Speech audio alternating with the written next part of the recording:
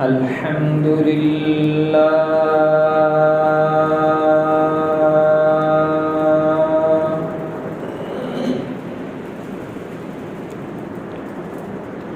الحمد لله نحمده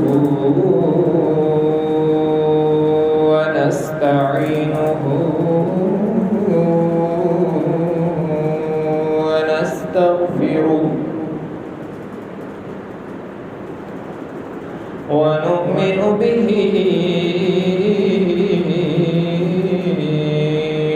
ونتوكل عليه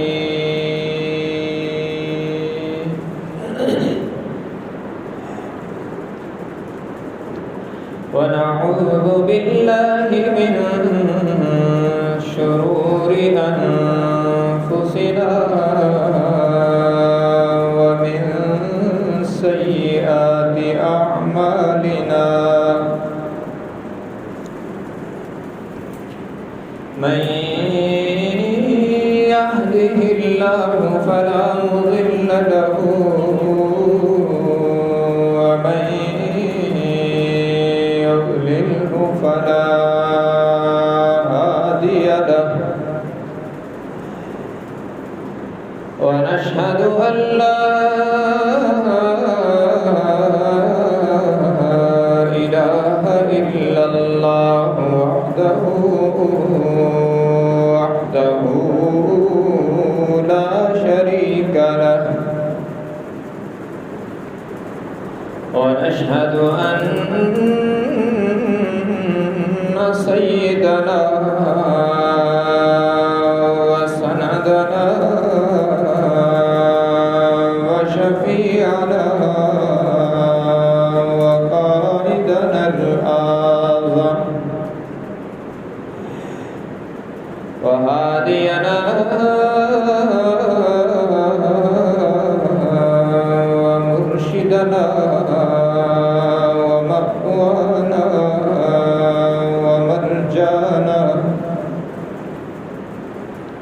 ومولانا محمدا عبده ورسوله أرسله بالحق بشيرا ونذيرا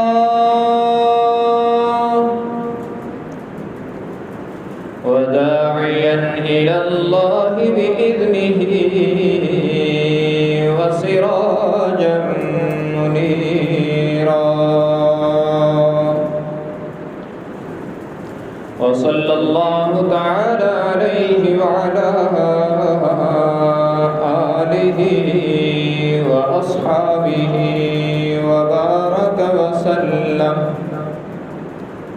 وبارك وسلم تسليما كثيرا كثيرا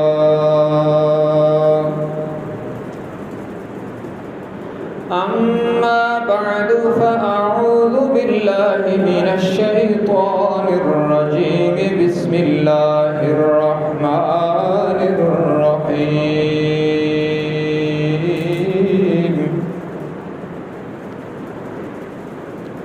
إن الله اصطفى آدم ونوحا وآل إبراهيم وآل عمران على العالمين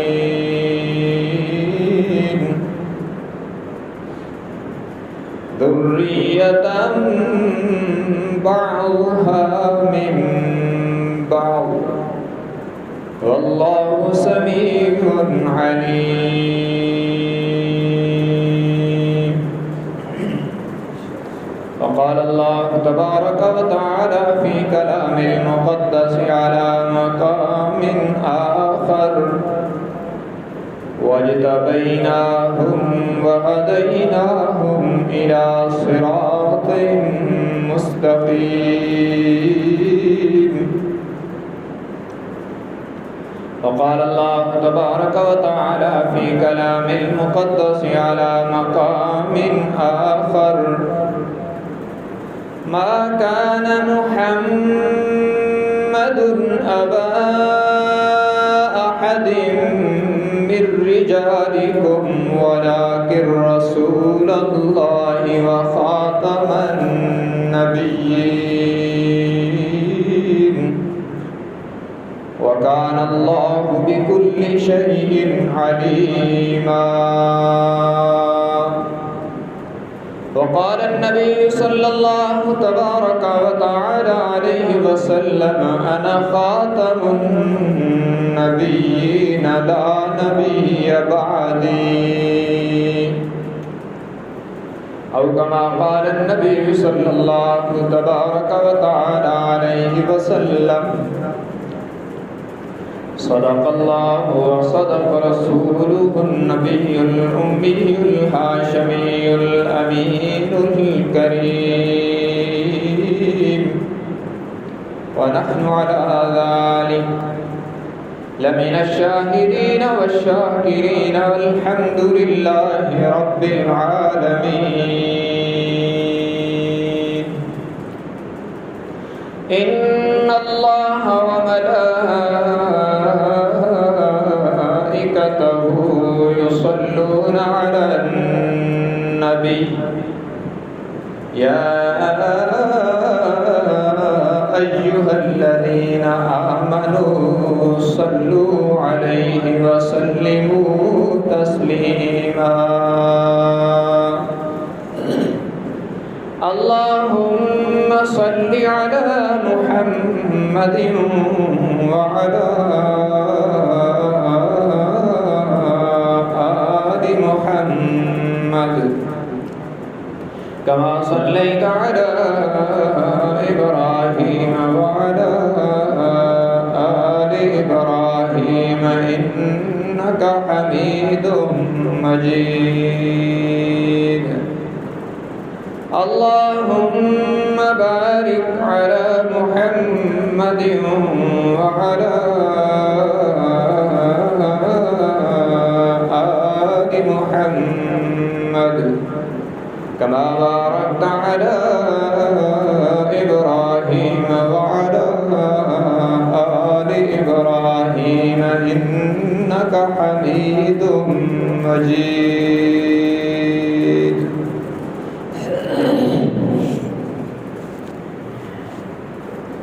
حاضرین کرام القدر،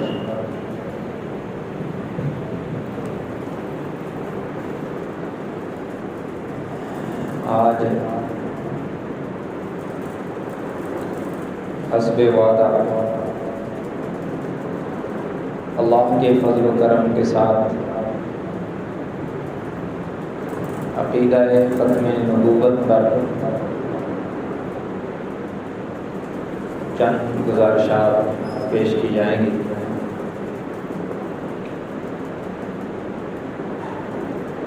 نبی کسے کہتے ہیں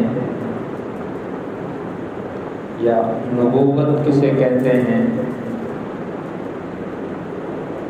ختم النبیین کسے کہتے ہیں اور ختم نبوت کسے کہتے ہیں،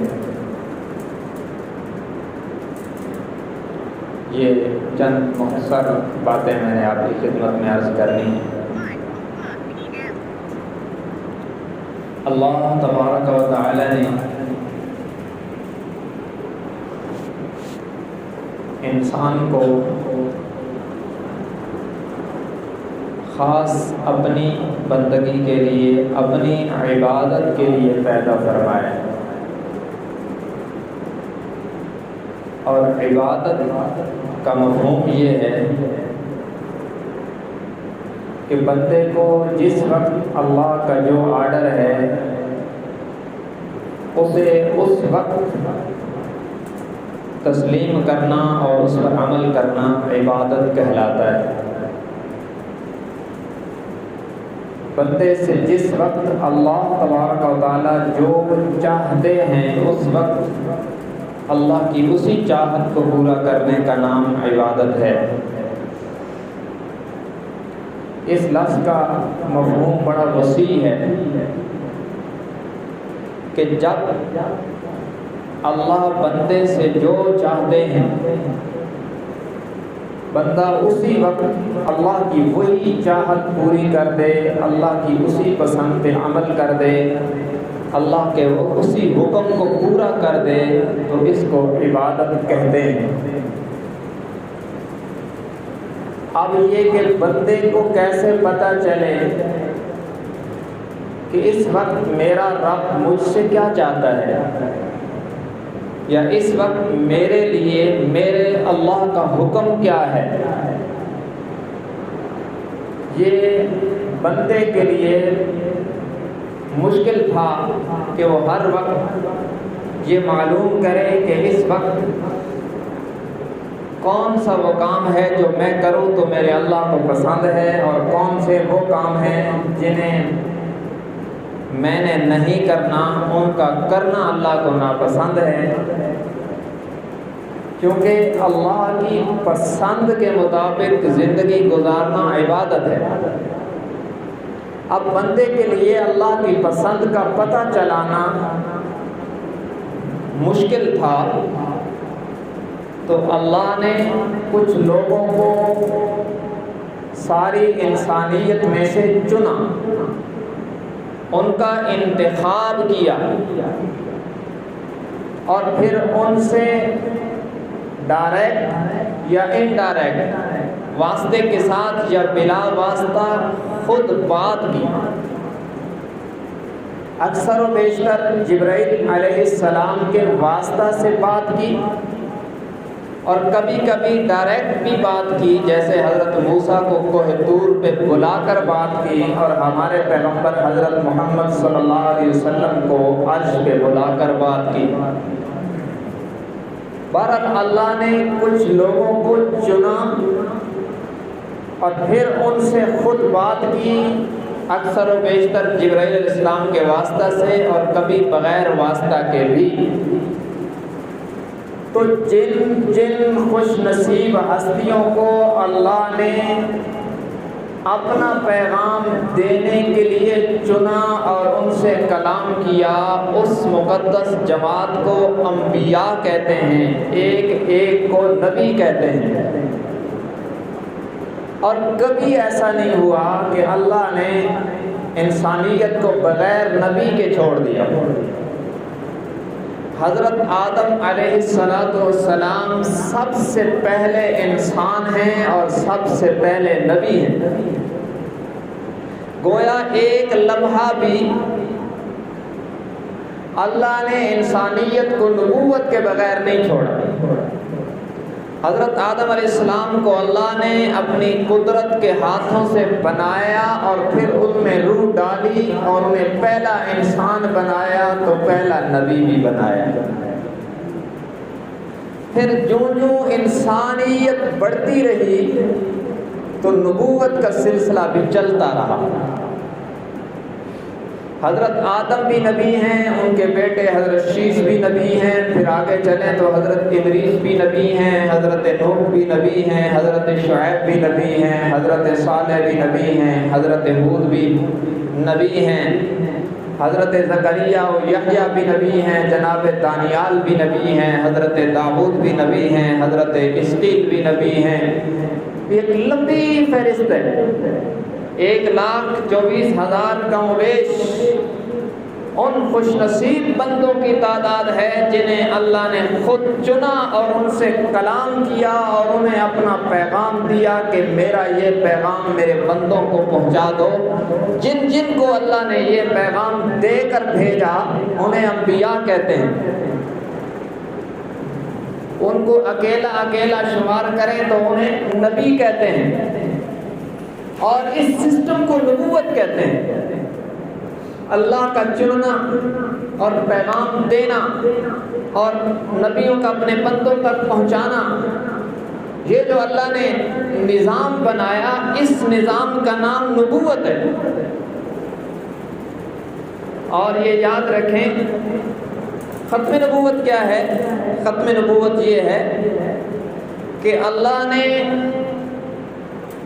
حضرت آدم علیہ السلام سے نبوت کے مبارک سلسلے کا آغاز فرمایا، اور حضرت محمد صلی اللہ علیہ وسلم کی مقدس ہستی پر اس مبارک سلسلے کو مکمل کر دیا۔ اس مکمل ہو جانے کا نام ختم نبوت ہے۔ اور پھر یاد رکھیں نبوت ایک ایسا منصب ہے جسے کوئی محنت سے حاصل نہیں کر سکتا۔ بندہ محنت سے ولی بن سکتا ہے، محنت سے نیک بن سکتا ہے، جو شریعت کے مناسب ہیں، محنت سے ولی بن سکتا ہے، کتب بن سکتا ہے، ابدال بن سکتا ہے، پیر بن سکتا ہے وغیرہ، عالم بن سکتا ہے، متقی بن سکتا ہے۔ یہ سارے شریعت کے مراتب مناسب ہیں۔ دنیاوی نظام کو دیکھیں تو محنت سے تاجر بن سکتا ہے، ڈاکٹر بن سکتا ہے، انجینئر بن سکتا ہے، زمیندار بن سکتا ہے۔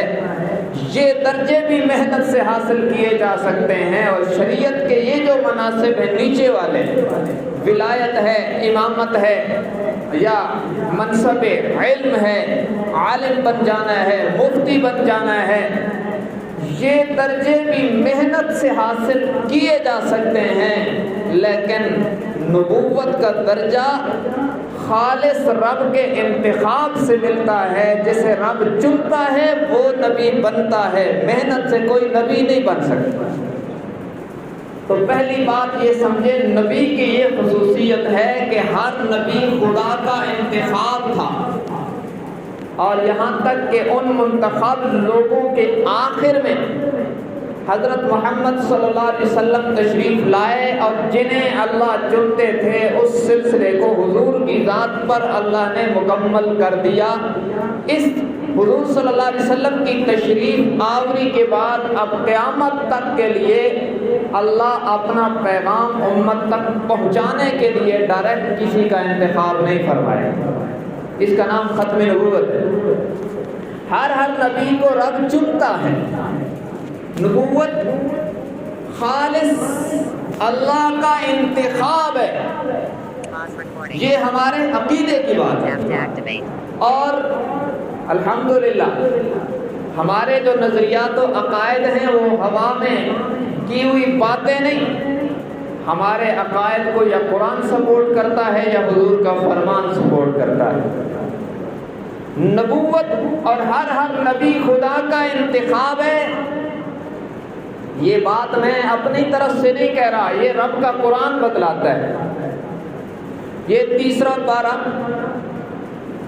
سورت کا نام ہے آل عمران، سورت آل عمران کا چوتھا رکوع ہے، اور اس کی آیت نمبر 32 ہے، 32۔ خود رب العالمین ایک ضابطہ بیان فرما رہے،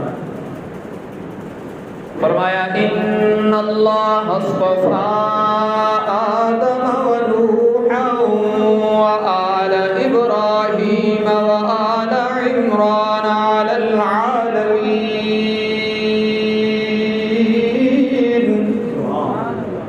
بے شک اللہ نے سب سے پہلے جناب آدم کا انتخاب فرمایا منصب نبوت کے لیے۔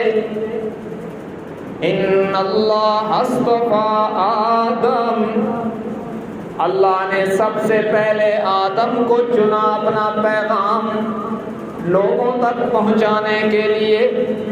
یہ انتخاب خدا ہے، اور یہ سلسلہ رکا نہیں۔ ونوحا، پھر جناب نوح علیہ السلام کو چنا، اور یوں کائنات میں سلسلہ چلتا رہا۔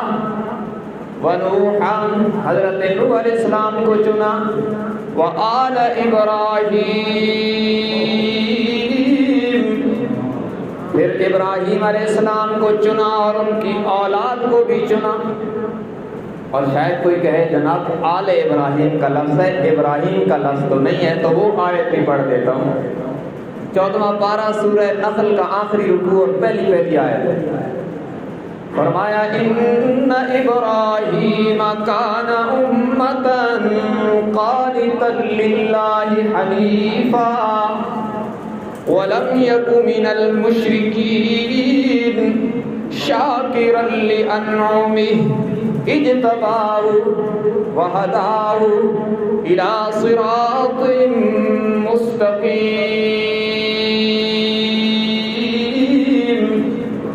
فرمایا میرا ابراہیم اگرچہ تنہا تھا لیکن کام کرنے میں پوری جماعت تھا۔ کائنات میں انسانوں کی جماعتیں مل کر وہ کام نہیں کر سکتی جو تنہا میرے خلیل نے کر کے دکھا دیا۔ وَلَمْ يَكُ مِنَ الْمُشْرِكِينَ، شرک سے ان کا دامن پاک تھا۔ شَاكِرًا لِأَنْعُمِهِ، اللہ کی نعمتوں کے شکر گزار تھے۔ اجتباہ وہداہ الی صراط مستقیم، انہوں نے شکر گزاری میں حد کر دی، ہم نے نوازنے میں حد کر دی۔ انہوں نے اطاعت اور شکر گزاری میں کمال کر دیا تو ہم نے بھی نوازنے میں کمال کر دیا کہ انہیں منصب نبوت پہ فائز کر کے اعلان کیا، انی جاعلک للناس اماما۔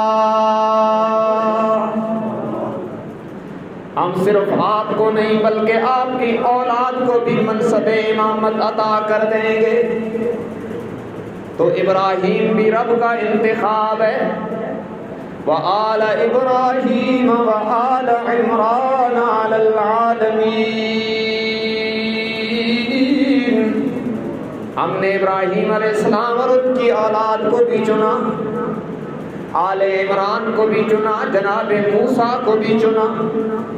اور ایک اور آیت سنو، یہ 7واں پارہ، سورت کا نام سورہ انعام ہے اور چوتھا پاؤ شروع ہو رہا ہے۔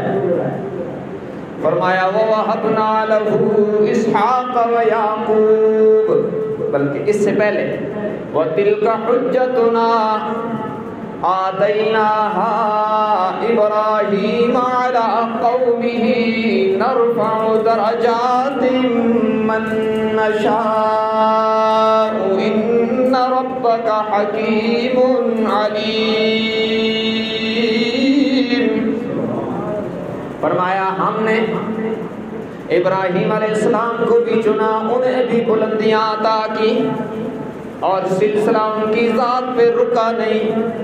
وَوَهَبْنَا لَهُ إِسْحَاقَ وَيَعْقُوبَ، انہیں جناب اسحاق عطا فرمائے، انہیں بھی منصب نبوت عطا فرمایا۔ جناب اسحاق کو یعقوب عطا فرمائے، انہیں بھی منصب نبوت عطا فرمایا۔ کُلًّا ہدینا ونوحا ہدینا من قبل ومن ذریته داود وسلیمان وایوب ویوسف وموسیٰ وہارون، یہ سارے نبیوں کے نام، وزکریا ویحییٰ وعیسیٰ والیاس کل من الصالحین،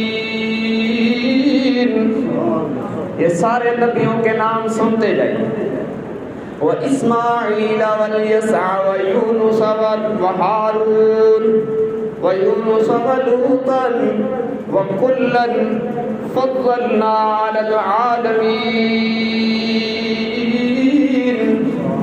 وَمِنْ آبَائِهِمْ وَذُرِّيَّاتِهِمْ وَإِخْوَانِهِمْ وَاجْتَبَيْنَاهُمْ وَهَدَيْنَاهُمْ إِلَى صِرَاطٍ مُّسْتَقِيمٍ۔ فرمایا یہ جن نبیوں کے نام ذکر ہوئے انہیں بھی ہم نے چنا، ان کے آباء و اجداد میں سے بھی نبی نبوت کے منصب کے لیے لوگوں کو چنا گیا، ان کی اولاد میں سے منصب نبوت کے لیے لوگوں کا انتخاب ہوا، ان کے بھائیوں میں سے بھی ان منصب کے لیے لوگوں کا انتخاب ہوا۔ یہ جتنے لوگ منصب نبوت پہ فائز ہوئے کوئی اپنے کمال سے نبی نہیں بنا بلکہ وَاجْتَبَيْنَاهُمْ، جو نبی بنتا گیا یوں سمجھو اللہ کی نظر انتخاب سے بنتا گیا، اور یوں نہیں کہ نبی بنا کر چھوڑ دیا۔ اگلا لفظ وَهَدَيْنَاهُمْ إِلَى صِرَاطٍ مُّسْتَقِيمٍ، اور اس لفظ کو سمجھنے کے لیے ایک اور آیت سمجھیں، میں نے اور آپ نے بلوغت کے بعد اللہ کی توفیق سے ہر نماز کی ہر وقت ہر رکعت میں دعا مانگی، اہدنا الصراط المستقیم،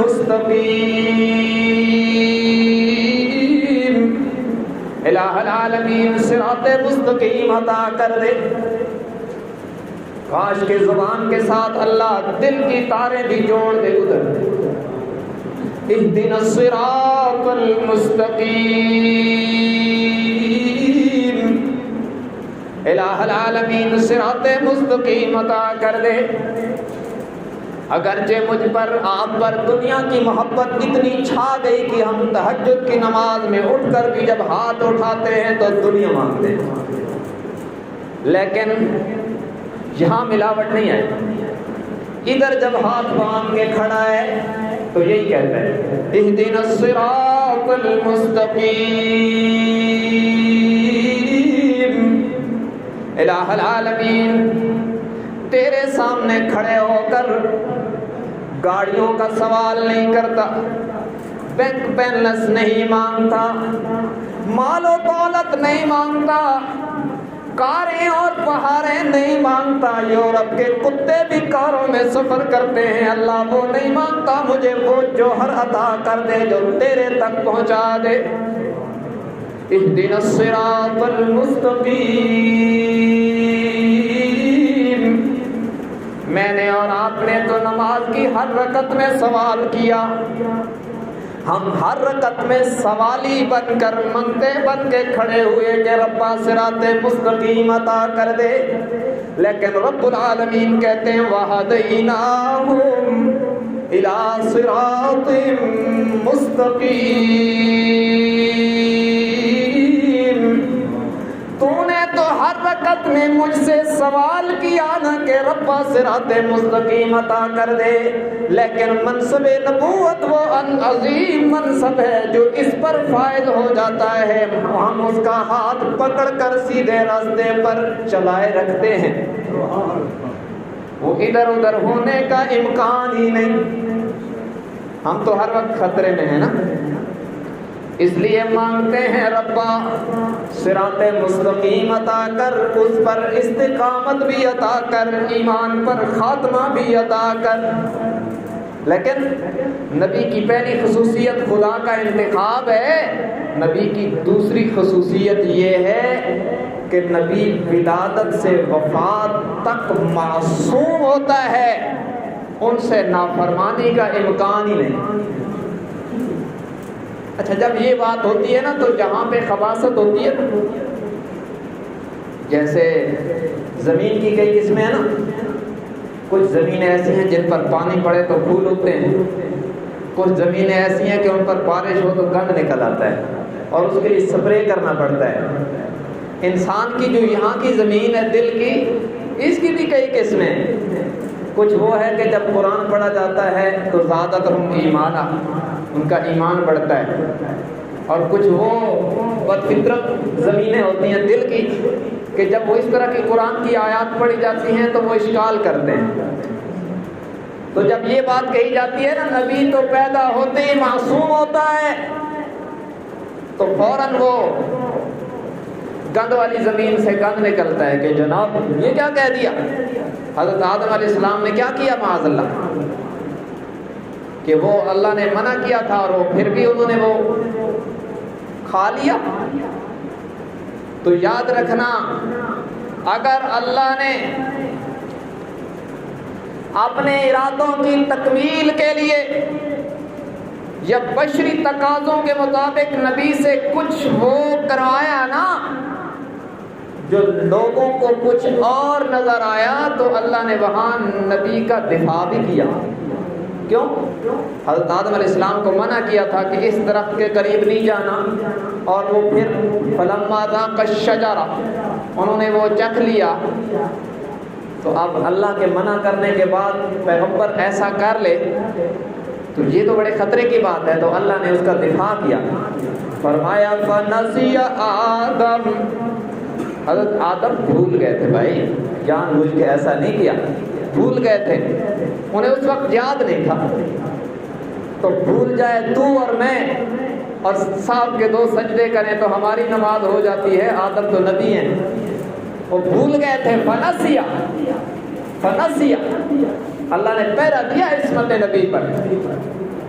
تو نبی پہلی خصوصیت نبی کی یہ ہے کہ وہ انتخاب خدا ہے. دوسری خصوصیت یہ ہے کہ اللہ پیغمبر کو ہر قسم کے گناہوں سے پاک رکھتا ہے. گناہ نبی سے نہیں ہوتا.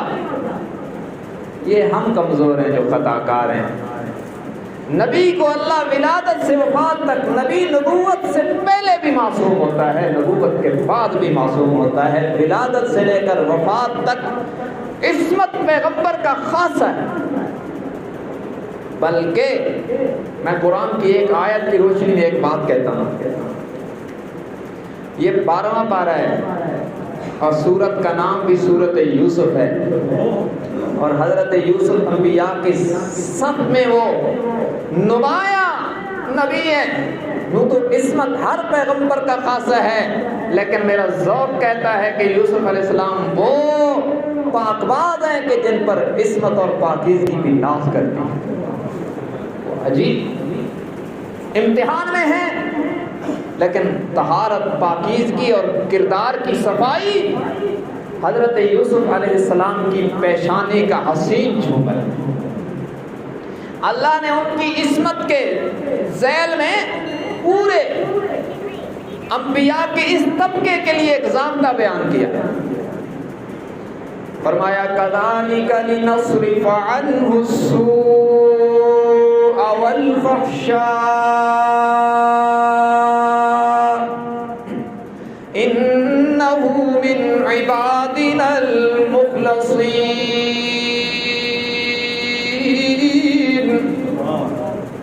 ہم نے یوسف علیہ السلام سے گناہ کو دور کر دیا.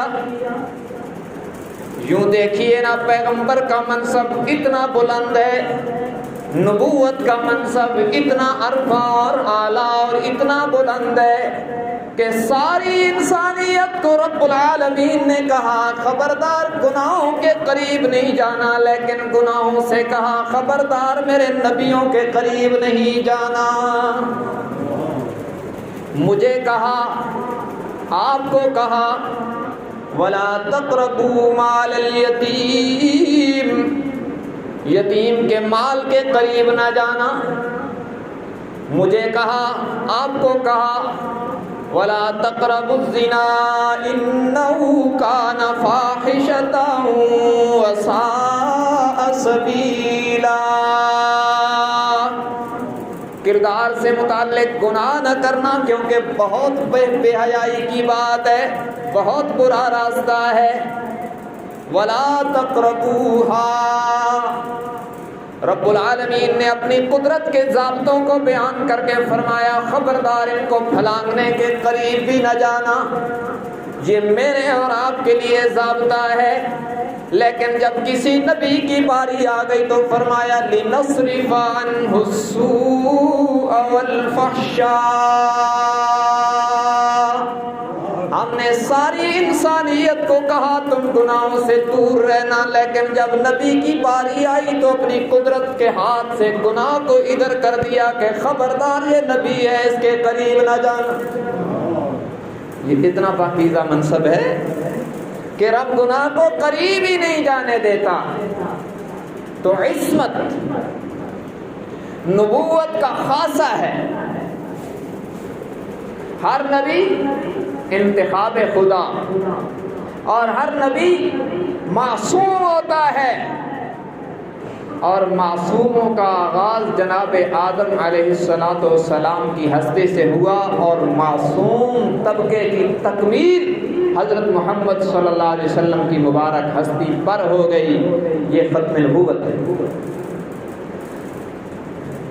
اور ایک اور بات یاد رکھیں, 2 باتیں ہو گئی. ہر نبی رب کا انتخاب ہے, ہر نبی معصوم ہے, اور ہر نبی اپنے وقت پہ مفترض الطاعت ہوتا ہے، اس کی اطاعت امت پہ فرض ہوتی ہے۔ جو وقت کے نبی کی اطاعت کرتا رہا کامیاب ہوتا رہا، اور جس نے اطاعت نہیں کی ہمیشہ کے لیے ناکام ہو گیا۔ ان خصوصیات کے ساتھ نبی آتے رہے اور اپنے اپنے وقت پہ اللہ کا عائد کردہ فریضہ نبھاتے رہے۔ بالآخر حضرت محمد صلی اللہ علیہ وسلم کی مبارک ہستی پر اس مقدس اور پاکیزہ سلسلے کو اللہ نے مکمل کر دیا۔ حضور سارے نبیوں کے خاتم، اور پھر یاد رکھیں سارے نبیوں میں فردن جو خصوصیات نمایاں رہی نا، ان ساری خصوصیات کو اللہ نے جمع کر کے محمد مصطفیٰ صلی اللہ علیہ وسلم کے مبارک دامن میں ڈال دی۔ اس کا نام ہے ختم نبوت۔ اور یہ کہ سارے نبیوں کو جو فردن ملا، وہ سب کچھ خاتم النبیین کو ایک بار مل گیا، یہ بھی خطیبانہ ڈائلاگ نہیں ہے، اس پر بھی قرآن ہے۔ پہلی آیت سنو، سابقہ نبیوں کو اللہ نے وقت کی ضرورت کے مطابق تھوڑا تھوڑا دیا۔ اس پر ایک آیت پڑھنے لگا ہوں، اور پھر وہ بھی آیت بتاؤں گا کہ دنیا اور آخرت کی جتنی بھلائیاں حضور کے شایان شان تھیں وہ اللہ نے ساری حضور کے دامن میں ڈالی۔ اس پر بھی آیت پڑھوں گا۔ پہلی آیت، تیسرا پارہ، تیسرے پارے کا آخری رکوع، اور اس کی پہلی آیت ہے، سنو۔ فرمایا وَإِذْ أَخَذَ اللَّهُ مِيثَاقَ النَّبِيِّينَ لَمَا آتَيْتُكُم مِّن كِتَابٍ وَحِكْمَةٍ ثُمَّ جَاءَكُمْ رَسُولٌ مُصَدِّقٌ لِّمَا مَعَكُمْ لَتُؤْمِنُنَّ بِهِ وَلَتَنصُرُنَّهُ قال أأقررتم وأخذتم على ذلكم إصري قالوا أقررنا قال فاشهدوا وأنا معكم من الشاهدين۔ رب العالمین نے اس کائنات ارض و سما کو بنانے سے پہلے ایک جلسہ کیا، اور جلسہ بڑا عظیم تھا، جس میں سننے والے مجمع کا نام انبیاء تھا، خطیب خود خدا تھا، اور موضوع شان محمد مصطفیٰ تھا۔ جلسہ بڑا عظیم تھا جس میں سامعین انبیاء ہیں اور خطیب خود خدا ہے، اور تقریر کا موضوع شان محمد مصطفیٰ ہے صلی اللہ علیہ وسلم۔ سارے نبیوں کی روحوں کو رب العالمین نے جمع کر کے فرمایا لما آتیتکم من کتاب و حکمہ، میں تمہیں منصب نبوت اور رسالت عطا کر کے اپنے اپنے زمانوں میں بھیجوں گا، اور کتاب و حکمت میں سے کچھ عطا کروں گا۔ یہ کچھ جو ہے نا، یہ من کا معنی ہے۔ یہ ہم کہتے ہیں نا کہ مجھے فلاں آدمی نے ₹1,00,000 دینا تھا، اس میں سے کچھ دے دیے۔ اس کا مطلب یہ نہیں کہ سارے دے دیے، کچھ دے دیے۔ اس کے لیے عربی میں لفظ آتا ہے من کا معنی ہوتا ہے کچھ، تھوڑا سا، تبعیض کے لیے ہے یہاں پر، یہ عربی والے جانتے ہیں۔ من اور معنوں کے لیے بھی آتا ہے، لیکن یہاں پر من تبعیض کے لیے ہے کہ کتاب و حکمت میں سے کچھ دوں گا۔ لما آتیتکم من کتاب و حکمہ تمہیں کتاب و حکمت میں سے کچھ دوں گا. حکمت سے مراد ہے شریعت. کچھ کتاب بھی دوں گا, کچھ وقت کی ضرورت کے لیے شریعت کے احکام بھی دوں گا, لیکن وہ محدود ہوں گے. ان کا علاقہ بھی محدود ہوگا, زمانہ بھی محدود ہوگا. ثم جاءکم رسول, پھر تم سب کے بعد میرا عظیم رسول آئے گا. یہ جو ثم ہے نا, سارے نبیوں کے ذکر کے بعد ہے ثم بتاتا ہے. ثم آتا ہے بعدیت بتلانے کے لیے, تراخی کے لیے آتا ہے کہ پہلے آؤ گے تم اپنے اپنے وقت پہ. میثاق النبیین جمع ہے. پہلے آؤ گے آدم, نوح, عیسیٰ, موسیٰ وغیرہ تم, پھر تم سب کے بعد رسول پر تنوین عظمت بتانے کے لیے ہے. فرمایا ثم جاءکم رسول, پھر تم سب کے بعد میرا عظیم رسول آئے گا. اب میرے جیسا کوئی طالب علم جب یہ آیت پڑھتا ہے تو اس کے ذہن میں سوال آتا ہے, اللہ کتنا عظیم ہوگا. قرآن کی روح بولتی ہے کہ اتنا عظیم ہوگا. یہ جن سے وعدہ لیا جا رہا ہے, لما آتیتکم من کتاب و حکمہ, جنہیں رب العالمین فرما رہے ہیں تمہیں کتاب و حکمت میں سے کچھ عطا کروں گا.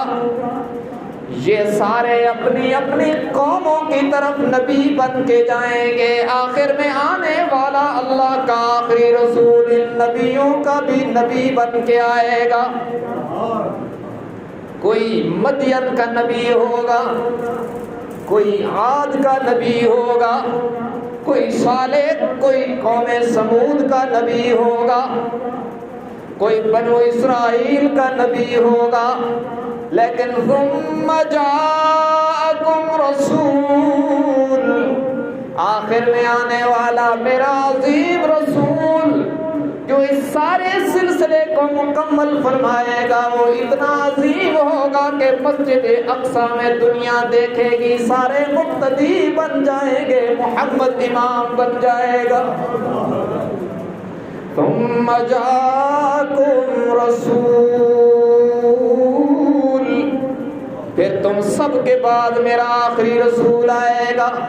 وہ کتنا عظیم ہوگا. تم اپنی اپنی قوم کو خطاب کرو گے, اپنی اپنی قوموں کی طرف نبی بن کے جاؤ گے. وَلَقَدْ أَرْسَلْنَا نُوحًا إِلَىٰ قَوْمِهِ, ہم نے نوح علیہ السلام کو اپنی قوم کی طرف بھیجا. وَإِلَىٰ مَدْيَنَ أَخَاهُمْ شُعَيْبًا, ہم نے شعیب کو ان کی قوم کی طرف بھیجا. وَإِلَىٰ عَادٍ أَخَاهُمْ هُودًا, ہم نے جناب ہود کو ان کی قوم عاد کی طرف بھیجا. وَإِلَىٰ ثَمُودَ أَخَاهُمْ صَالِحًا, ہم نے قوم سمود کی طرف جناب صالح کو بھیجا. یہ ساروں کا علاقہ بھی محدود ہوگا, زمانہ بھی محدود ہوگا, لیکن آخر میں آنے والا میرا عظیم رسول جو اس سلسلے کا خاتم بن کے آئے گا, وہ آئے گا تو اعلان ہوگا, یا ایھا الناس انی رسول اللہ الیکم جمیعا. سارے اپنے اپنی قوموں کی طرف نبی بن کے آئے تھے, لیکن آج میں اعلان کرتا ہوں میں ساری انسانیت کی طرف نبی بن کے آیا ہوں. ان کی نبوت کے بعد نبوت جاری رہی تھی, ایک کے بعد دوسرے نبی آتے رہے, لیکن اب اعلان ہے ما کان محمد ابا احد من رجالکم ولكن رسول اللہ وخاتم النبیین. اب اعلان ہو گیا ہے ان کے آنے کے بعد کہ اب ان کے سر پہ تاج نبوت سج جانے کے بعد اللہ نے نبوت کے دروازے کو قیامت کی صبح تک بند کر دیا ہے. اب قیامت کی صبح تک منصب نبوت پر کوئی دوسرا نہیں آئے گا. فرمایا لما آتیتکم من کتاب و حکمہ، تمہیں کتاب و حکمت میں سے کچھ دوں گا. ثم جاءکم رسول، پھر تم سب کے بعد میرا آخری عظیم رسول آئے گا. انہیں کتنا دیں گے؟ انا اعطیناک الکوثر. یہ ہماری قوم گزارا کر دی ہے نا سورہ اخلاص اور سورہ کوثر پہ، کاش کسی سمجھے بھی سے. فرمایا انا اعطیناک الکوثر، انہیں تو کتاب و حکمت میں سے کچھ دوں گا، لیکن آخر میں آنے والا میرا عظیم، جب میرا عظیم رسول آئے گا تو وہ کتنا عظیم ہوگا. انا اعطیناک الکوثر، فرمایا میرے محبوب دنیا اور آخرت کی بھلائیاں اور خیریں جتنی مناسب اور آپ کی شیان شان تھی ہم نے ساری اٹھا کر آپ کے دامن میں ڈال دی. انہیں موسیٰ کو تورات عطا کی، جناب عیسیٰ کو انجیل عطا کی، جناب زبور کو، جناب داؤد کو زبور عطا کی. یہ کتابوں میں سے کچھ جناب ابراہیم کو صحیفے عطا کیے. ان ھذا لفی الصحف الاولی صحف ابراہیم و موسیٰ. جناب ابراہیم کو صحیفے عطا کیے، جناب موسیٰ کو تورات بھی عطا کی، صحائف بھی عطا کیے. فرمایا انہیں کتابوں میں سے کچھ دوں گا، کسی کو تورات ملے گی، کسی کو انجیل ملے گی، کسی کو زبور ملے گی، صحیفے ملیں گے، لیکن میرے حبیب آپ کو اتنا دوں گا کہ آپ کو قرآن ملے گا، اور ایسی جامع اور مکمل کتاب ملے گی کہ کائنات بننے سے پہلے بھی جس کی تلاوت جاری تھی، جب کائنات مٹ جائے گی تب بھی قرآن کی تلاوت گونجتی رہے گی. لما آتیتکم من کتاب و حکمہ، انہیں تو کچھ دوں گا. انا اعطیناک الکوثر، آپ کو بہت کچھ دوں گا. کہتے ہیں جناب سابقہ نبیوں میں سے کسی کو اگر تعبیر کروں یوں، کسی کو یوں چلو بھر کے دے دیا، کسی کو یوں 2 ہاتھ بھر کے دے دیے، لیکن جب باری آئی آمنہ کے لال کی تو اللہ نے یوں دامن بھر کے دے دیے. یہ باکمال ہیں، خاتم النبیین جو ہیں، اس سلسلے کے خاتم ہیں. اس لیے جو سابقہ نبیوں کو فردن دیا اسے جمع کر کے دامن مصطفیٰ میں ڈال دیا کہ ان کی نبوت کا علاقہ بھی غیر محدود ہے، زمانہ بھی غیر محدود ہے، بلکہ یہ وہ باکمال نبوت ہے. عالم دنیا میں بھی ان کی نبوت ہے، عالم برزخ میں بھی ان کی نبوت ہوگی، اور عالم حشر میں بھی جو ان کے جھنڈے کے نیچے آئے گا نجات پائے گا. لواء الحمد میرے آقا کے ہاتھوں میں ہوگا، اور جو کچھ نصیب اس کے نیچے آتا جائے گا اس کی جنت پکی ہے.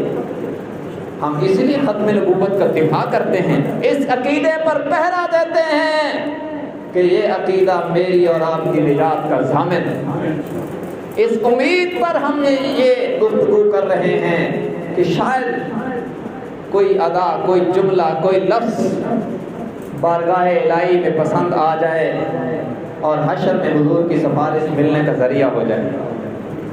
اس لیے میرے بھائیوں، یہ عقیدہ ہمارے بنیادی عقائد میں سے ہے. حد الوسع، ہر آدمی اپنے مقام پر اس پر پہرا دے. اور اسے معمولی نہ سمجھیں کہ یہ کوئی مولویوں کی بات ہے، یہ قرآن کی بات ہے، یہ میرے آقا کے فرمان کی بات ہے۔ اس لیے ہم عبادت سمجھ کر اور ذمہ داری سمجھ کر اس پر پہرا دیتے ہیں، دے رہے ہیں، اور انشاءاللہ جب تک آخری سانس باقی ہے پہرا دیتے رہیں گے۔ تو اسی عقیدے کی آبیاری کے لیے حضرات علماء کرام کو اللہ جزائے خیر عطا فرمائے، ہماری تبلیغی جماعت کو بھی اللہ بہت جزائے خیر عطا فرمائے، جو منصب ختم نبوت کے صدقے میں ہمیں دعوت کا کام ملا ہے، مستقل طور پر اسے لے کر چل رہے ہیں، یہ پھیلانے والے ہیں۔ اور یہ جو علماء کرام ہیں وارثان علوم نبوت، یہ جب اس منصب کی طرف کوئی میلی نگاہ سے دیکھتا ہے تو یہ دلائل کی دنیا میں اسے ہرانے والے ہیں، ان کی اپنی ڈپٹی ہے۔ تو اللہ انہیں جزائے خیر دے، یہ وقتاً فوقتاً پروگرام جلسے اور اجتماعات کر کے آپ کے ایمان کو جلا بخشتے ہیں، تازہ کرتے ہیں اور آپ کو بیدار کرتے ہیں۔ تو اسی سلسلہ کی کڑی ہے، پرسوں اتوار کو مغرب کی نماز کے بعد لاوا میں، یہ جو بائیوں والی مسجد ہے، اس میں ختم نبوت کانفرنس کا انعقاد ہو رہا ہے، جس میں ملک کے عظیم علماء کرام خطباء اعظام تشریف لائیں گے، حضرت مولانا اسامہ رضوان صاحب اور حضرت الاستاذ مفتی عبدالواحد قریشی صاحب اور دیگر حضرات اس کانفرنس سے خطاب کریں گے۔ تو ہم عقیدے کی آبیاری کے لیے اس میں شرکت کریں کہ یہ ہمارے عقیدے کی بات ہے، یہ ہمارے نظریے کی بات ہے، اور اس پر ہماری نجات موقوف ہے۔ اس لیے ہم انشاءاللہ اس کانفرنس میں خود بھی شرکت کریں اور لوگوں کو بھی شرکت کی دعوت دیں۔ ویسے بھی ہم کام کاج سے فارغ ہو جائیں گے، دن کے بعد رات کے آغاز میں مغرب کی نماز کے بعد یہ کانفرنس شروع ہوگی اور عشاء مؤخر پڑھتے ہیں یہ حضرات، تو اس میں ضرور شرکت فرمائیں تاکہ ہمارے عقیدے کی آبیاری ہو۔ ہماری دعا ہے کہ رب العالمین اس کانفرنس کو اور اس طرح کے دیگر جو ایکٹیویٹیز ہو رہی ہیں دین کی اشاعت کے لیے، اسلام کی آبیاری کے لیے، ان سب کو رب العالمین کامیاب فرمائیں۔ اللہ تبارک و تعالی ہم سب کو دین حق کی صحیح سمجھ اور اس پر عمل کی توفیق عطا فرمائیں۔ وآخر دعوانا ان الحمد للہ رب العالمین۔